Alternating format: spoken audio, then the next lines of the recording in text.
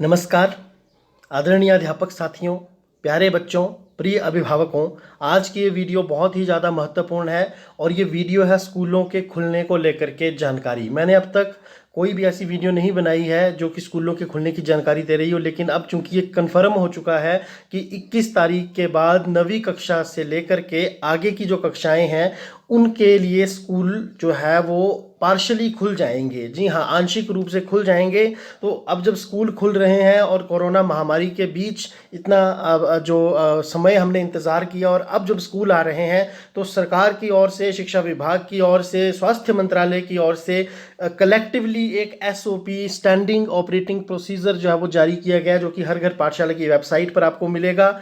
इस वीडियो में हिंदी में उसका सरल स्पष्ट अनुवाद और व्याख्या मैं आपके समक्ष प्रस्तुत करूंगा ताकि हम समझ सकें, क्योंकि ये बहुत ज़रूरी है ना केवल गाइडलाइंस को फॉलो करने के लिए बल्कि हमारी स्वयं की सुरक्षा व हम सभी की बेहतरी को सुनिश्चित करने के लिए भी। तो आप देख सकते हैं ये कुछ गाइडलाइंस हैं। इनमें से सबसे पहले जेनेरिक प्रिवेंटिव मेजर्स हैं जो कि बहुत ज़्यादा ज़रूरी हैं लेना। उनमें सबसे पहला तो है 6 फीट की दूरी कम से कम रहनी चाहिए बच्चों के बीच में जब भी वो कक्ष में आते हैं, और फेस मास्क या फेस कवर का चेहरे को ढकना है, उसका यूज़ बहुत ज़्यादा ज़रूरी है। अगर आप साबुन से हाथ धो रहे हैं तो 40 से 60 सेकंड यानी 1 मिनट तक हाथ धोने हैं, और अगर आप अल्कोहल बेस्ड हैंड सैनिटाइज़र का प्रयोग कर रहे हैं तो 20 सेकंड जो है वो इसके लिए आपको प्रयोग करना है। इसके साथ ही इसका सेकंड पार्ट में है जो रेस्पिरेटरी एटिकेट्स हैं, यानी खांसी यदि आती है तो अपनी कोहनी पर खांसना है, ना कि दूसरों के चेहरे पर। हाथ पे भी खांसना अब आउटडेटेड हो चुका है, क्योंकि इससे हमारे हाथ पुनः हमारे साथ लग करके इन्फेक्शन फैलाने का कारण बन सकते हैं। इसके साथ ही अपनी स्वयं की मॉनिटरिंग करना कि कहीं मैं बीमार तो नहीं हो रहा हूँ, मुझ में कोई सिम्टम तो नहीं आ रहे हैं, ये भी देखना पड़ेगा। उसके बाद जो स्पिटिंग है यानी जो थूकना है वो स्ट्रिक्टली प्रोहिबिटेड होगा, यानी कि उसकी कड़ी मनाही होगी, उसके ऊपर जुर्माना भी हो सकता है और इससे बीमारी फैलने का खतरा भी हो सकता है। अतः इसको बिल्कुल अवॉइड करें बच्चे। और जो यूज़ ऑफ आरोग्य सेतु है उसको उसकी सलाह दी जाती है कि उसको आप ज़रूर अपने अपने फ़ोन्स में इंस्टॉल कर लें ताकि वो हेल्प करेगा कोविड-19 रोकथाम में। और अरेंजमेंट्स क्या है जो कि स्कूल्स के द्वारा इंश्योर की जानी है। सबसे पहला तो ये कि डिस्टेंस और ऑनलाइन जो लर्निंग है वो चलती रहनी चाहिए, उसको एनकरेज किया जाना चाहिए। 9वीं से 12वीं कक्षा के छात्र मार्गदर्शन हेतु विद्यालय में आ सकते हैं। जी हाँ, ये शब्द बहुत ज़रूरी है, मार्गदर्शन हेतु अब वो विद्यालय में आ सकते हैं। और इस तरीके की जो एक्टिविटीज़ हैं वो बिना लिखित सहमति के नहीं होगी। जी हाँ, पेरेंट्स और गार्डियंस की लिखित सहमति इसमें चाहिए। और स्टूडेंट्स जो हैं वो विजिट करेंगे टीचर्स को, और ये जो जब इंटरेक्शन होगा ये बहुत ही स्टेगरेटेड मैनर में होना चाहिए ताकि इससे खतरा जो है वो ना के बराबर हो जाए। इसके बाद स्कूल खोलने से पहले कौन कौन सी प्लानिंग की जो एसओपीज़ हैं वो ये हैं कि वही स्कूल खोले जाएं जो कंटेनमेंट जोन के बाहर हैं, और उन बच्चों को, अध्यापकों को और कर्मचारियों को अलाउ नहीं किया जाएगा जो कि कंटेनमेंट जोन में रह रहे हैं कि वो विद्यालय में आए। इसके साथ ही जितने भी वर्क एरियाज हैं, चाहे वो टीचिंग है, डेमोन्स्ट्रेशन है, यानी जहाँ कक्षाएं लगती हैं या जहाँ प्रयोगशाला है, उसको सैनिटाइज किया जाएगा। और स्कूल्स जिनमें क्वारंटाइन सेंटर थे उनको भी खोलने से पहले प्रॉपरली सैनिटाइज किया जाएगा। और जो कंसर्न टीचिंग और नॉन टीचिंग एम्प्लॉयज़ हैं वो 50% तक स्कूल में आ सकते हैं according to the ease and convenience of that particular school. उस विद्यालय की सुविधाओं को ध्यान में रखते हुए और उसको सहूलियत को ध्यान में रखते हुए बुलाया जा सकता है पढ़ाने के लिए या टेली काउंसलिंग के लिए, जैसा भी संभव हो पाए।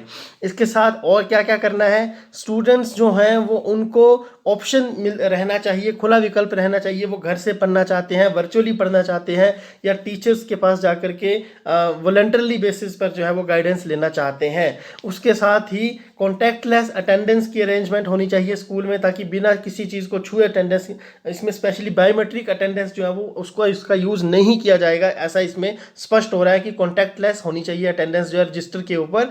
और scheduling of activities and sitting plan ये होना चाहिए, और इसमें प्रॉपर फिजिकल डिस्टेंसिंग का जो नॉर्म्स है उनको फॉलो किया जाना चाहिए। हैंड वॉश फैसिलिटीज़ और साबुन का व्यवस्था होनी चाहिए। और जो सर्कल बनाए जाते हैं 6-6 फीट की दूरी पर उस प्रकार के बनाए जाने चाहिए जहां कहीं भी भीड़ होने की संभावना हो वहां पर। और फिजिकल डिस्टेंसिंग मेंटेन करनी है स्टाफ रूम में, ऑफिस एरिया में, और जितने भी, चाहे वो मेस है, पुस्तकालय है या कैफेटेरिया है, भोजनालय है, उन सभी जगह पर इस प्रकार के नॉर्म्स को फॉलो करना है। और आउटडोर स्पेसिस को यूटिलाइज किया जाए ज़्यादा से ज़्यादा, यानी गुरुकुल शिक्षा प्रणाली की तरह पेड़ के नीचे शिक्षा दी जा सकती है, पेड़ के चारों ओर जो सोशल डिस्टेंसिंग का पालन करते हुए। असेंबली स्पोर्ट्स इवेंट बंद होंगे, जी हाँ, प्रातःकालीन सभाएं या बाकी ऐसे समारोह जिनमें भीड़ हो सकती है उनको बंद कर दिया गया है, कुछ समय के लिए रोक लगी है उन पर।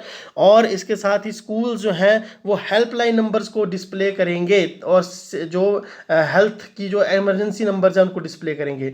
जहां एयर कंडीशनड एनवायरनमेंट है वहां एसी का जो टेम्परेचर है वो 24 से 30 डिग्री सेल्सियस हो, ह्यूमिडिटी जो है वो 40 से 70% तक पर सेट करनी है, रीसर्कुलेशन ऑफ एयर जो है वो उसको अवॉइड किया जाए, और इनटेक ऑफ फ्रेश एयर जितना हो सके उतना होना चाहिए, और क्रॉस वेंटिलेशन जो है वो भी एडिकेट होनी चाहिए। इसके साथ ही अंतिम जो इसमें है वो है कि लॉकर्स जो है वो स्टूडेंट्स के लिए खुले रहेंगे, लेकिन फिजिकल डिस्टेंसिंग और रेगुलर डिसइंफेक्शन जो है वो उसमें करना ज़रूरी है, उसको हमें रोज़ साफ़ करना पड़ेगा। जिम जो है वो हेल्थ मिनिस्ट्री की गाइडलाइंस के अकॉर्डिंग ही खुलने चाहिए, और स्विमिंग पूल्स जो है वो बैन रहेंगे। कई स्कूलों में स्विमिंग पूल्स होते हैं, उनको अभी बैन ही रखा जाएगा। और planning and scheduling of activities इसमें आएगा कि जितने भी एम्प्लॉयज़ हैं जिनको ज़्यादा खतरा है इस प्रकार की चीज़ों का, वो प्रेफरेबली एक्सपोज नहीं होंगे किसी भी फ्रंट लाइन वर्क के साथ। और आई गोट ऑनलाइन मॉड्यूल ट्रेनिंग कोर्सेज जो है, जिसमें कि बेसिक अवेयरनेस ऑन कोविड-19 की जो साधारण जानकारी है ये बच्चों को भी करवाए जाएँ और एम्प्लॉयज़ को भी करवाए जाएंगे। इसके बाद availability of and management of supplies, यानी कौन कौन सी चीज़ों की जो पूर्ति है वो बाधित नहीं होनी चाहिए। इसमें सबसे पहले तो है पीपी आइटम्स, यानी पर्सनल प्रोटेक्शन आइटम्स, जैसे face cover, mask, sanitizer, soap, ये नहीं होना चाहिए। थर्मल गन्स होनी चाहिए, अल्कोहल वाइप सोप्स होने चाहिए, पल्स ऑक्सीमीटर्स होने चाहिए, आईईसी, ये सारी चीज़ें स्कूल्स में अवेलेबल होनी चाहिए। और ensure availability of sufficient covered dustbin जो है वो कवर्ड होने चाहिए और सफिशेंट हो, ताकि उनमें जो इन्फेक्टेड मटेरियल है जैसे मास्क इत्यादि यूज़ करने के बाद बच्चा डाल सके, एम्प्लॉयज़ डाल सकें। डिस्पोजल प्रॉपर होना चाहिए, और वो ये होना चाहिए CPCB की गाइडलाइंस के अकॉर्डिंग। हाउस कीपिंग के जो एम्प्लॉयज़ हैं उनको ट्रेनिंग दी जाए प्रॉपर कि वेस्ट मैनेजमेंट कैसे करना है और डिस्पोजल कैसे उसका करना है। और एंट्री पॉइंट पर क्या क्या बातें ध्यान में रखने लायक हैं, सबसे पहले तो है हाइजीन और थर्मल स्क्रीनिंग की प्रोविज़न होना चाहिए। एंट्री और एग्जिट अलग अलग हो अगर पॉसिबल हो तो, और एसिम्टोमेटिक लोगों को ही जो है वो कैंपस के अंदर आने दिया जाए। सिम्टोमेटिक लोगों को नियरेस्ट जो स्वास्थ्य केंद्र होगा उस पर उनको रेफर कर दिया जाएगा। और इसके बाद जो पोस्टर्स हैं या जो स्टैंडीज़ हैं जिसमें सुरक्षा के बचाव की बातें लिखी हों कोविड-19 से, वो डिस्प्ले रहनी चाहिए। क्राउड मैनेजमेंट, भीड़ नियंत्रण हो के लिए अच्छे से पार्किंग लॉट्स होने चाहिए, कॉरिडोर्स होने चाहिए, बरामदे, ताकि वहाँ पर जो डिस्टेंसिंग है उनके रूल्स को फॉलो किया जा सके। और विजिटर्स की एंट्री स्ट्रिक्टली उनको रेगुलेट किया जाए, यानी उनको बंद तो नहीं किया जा सकता, या रिस्ट्रिक्टेड भी यहाँ पर लिखा है, उनको बंद भी किया जा सकता है, और रेगुलेट यानी चेक किया जाए ताकि कोई भी ऐसे आ ना जाए जिससे कि खतरा जो है वो पैदा हो जाए। और इसके बाद है गाइडेंस एक्टिविटीज़ जो है वो रूम्स और ओपन स्पेस के अंदर होनी चाहिए। जैसे कि पहले भी बताया, सीटिंग अरेंजमेंट में 6 फीट की दूरी होनी चाहिए चेयर और डेस्क के बीच। Staggering of guidance activities with separate time slots, अलग अलग टाइम स्लॉट्स में अलग अलग गाइडेंस एक्टिविटीज़ हों, ताकि फिजिकल डिस्टेंसिंग और डिसइंफेक्शन ऑफ क्लासरूम प्रेमाइजेस जो है वो समय समय पर होता रहे। टीचिंग फैकल्टी जो है वो मास्क डालेंगे, और स्टूडेंट्स को भी मास्क जो है वो डालना ज़रूरी रहेगा। आइटम्स को शेयर करना अलाउड नहीं रहेगा, जैसे पेन, नोटबुक, पेंसिल, वाटर बोतल एट्सेट्रा, ये सब बच्चा अपनी लेकर के आएगा। और कंडक्ट क्या है, skill based training and workshop laboratories, जो लैब प्रैक्टिस है वो उसका मैक्सिमम कैपेसिटी पर सेशन जो है वो उसको भी डिसाइड किया जाएगा, ताकि वहाँ पर भीड़ ना हो जाए। डिसइंफेक्ट किया जाएगा उसको समय समय पर। और जो फ्लोर एरिया है उसको भी जो है वो अवेलेबल एक पर्टिकुलर बच्चे के लिए डिसाइड कर दिया जाएगा कितना कर उसने यूज़ करना है। और उसके बाद sanitization before using training equipments बहुत ज़रूरी रहेगा, ताकि जब वो उसको छुए तो वो उसके हाथ डिसइंफेक्टेड हों और दूसरे बच्चे तक जो जो इन्फेक्शन है वो ना पहुंच पाए किसी भी कारण के चलते। इसके बाद ही जो कॉमन एरियाज़ हैं जैसे लाइब्रेरी है, मेस है, कैंटीन है, उसके लिए क्या है, फिजिकल डिस्टेंसिंग तो है ही है, मास्क उन्होंने डालना है, और जो रिमेंड जो है क्लोज उसमें रहेगी, और ट्रांसपोर्टेशन जो है प्रॉपर फिजिकल डिस्टेंसिंग के साथ होगी, और व्हीकल्स टू बी इंश्योर्ड कि वो भी डिसइंफेक्ट किए जाएँ। हाइजीन और सैनिटाइजेशन के लिए यही है कि हर दिन फ्लोर्स को साफ़ किया जाएगा, सैनिटाइज किया जाएगा, क्लीन किया जाएगा। प्रोविज़न जो है वो रहेगा साबुन का, टॉयलेट्स के बाहर हैंड सैनिटाइज़र का कॉमन एरियाज़ में रहेगा, और cleaning and regular disinfection of frequent touched surfaces, वो जगहें जिनको बहुत ज़्यादा बार छुआ जाता है जैसे दरवाजे के हैंडल इत्यादि या रेलिंग्स इत्यादि, उनको मैंडेटरी है कि उनको साफ़ किया जाए, और कॉमन एरियाज़ में बच्चों को भी गाइड किया जाएगा कि ऐसी चीज़ों को छूने से वो बचें।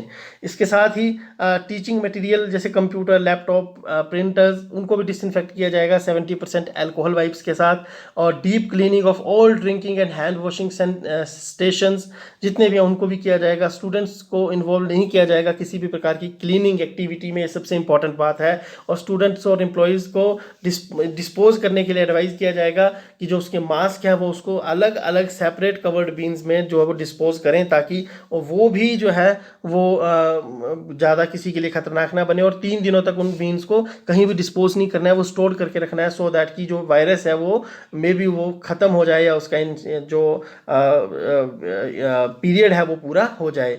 Risk communication, ensure students do not gather when living the school, यानी ये ध्यान में रखना है कि खाली समय में या स्कूल की छुट्टी के समय या जब स्कूल लगता है तो बच्चे एक दूसरे से ना मिल पाए, भीड़ ना बन पाए। और सैनिटाइज करेंगे स्टूडेंट्स को, पेरेंट्स को, टीचर्स को, एम्प्लॉयज़ को, उनको सेंसिटाइज भी करना है, उनको जागरूक करना है इसके बारे में। और स्टूडेंट टीचर को यदि बीमार वो फील करते हैं तो उनको नेसेसरी प्रोटोकॉल भी जो है वो फॉलो करना पड़ेगा। और psycho social wellbeing, ensure regular counselling, students के मानसिक तनाव उनमें ना आए, इसके लिए मनोदर्पण का सहारा लिया जा सकता है, NCERT या MHRD के द्वारा जो लॉन्च किया गया है। और ये भी एडवाइस किया जाता है कि टीचर्स जो है वो एज ए काउंसलर काम करेंगे और स्टूडेंट्स की उसमें भी मदद करेंगे। अगर मान लीजिए किसी में सिम्टम आ जाते हैं तो क्या करना है, तो वो सारी जगह जहाँ उस बीमार व्यक्ति गया था उनको आइसोलेट कर देना है बाकी जगह से, उसके पेरेंट्स गार्डियन को इन्फॉर्म कर देना है, और पेशेंट को जो है वो आइसोलेट रखना है, उसको मास्क पहना के रखना है जब तक कि उनको डॉक्टर एग्जामिन नहीं कर लेता है। इमीडिएटली नियरेस्ट मेडिकल फैसिलिटी को जो है वो हमें इन्फॉर्म करना है, और risk assessment to be undertaken by designated public health authority, वो भी करेंगे, रिस्क असेसमेंट करेंगे कि कितना इसमें जोखिम है या कितना इसमें है। और disinfection of the premises to be taken, मतलब वो सभी जगह जहाँ पर वो व्यक्ति पॉजिटिव फाइंड हुआ है उस पूरे के पूरे प्रीमाइज को, यानी उस पूरे के पूरे कैंपस को, उसको दायरे को जो है वो डिसइंफेक्ट करना ज़रूरी होगा। ये हैं SOPs जो कि जारी की गई हैं स्कूल को ओपन करने के रिगार्डिंग। तो मैं उम्मीद करता हूँ कि ये हम सभी के लिए यूज़फुल रहेंगी। थैंक यू सो मच, धन्यवाद, जय हिंद।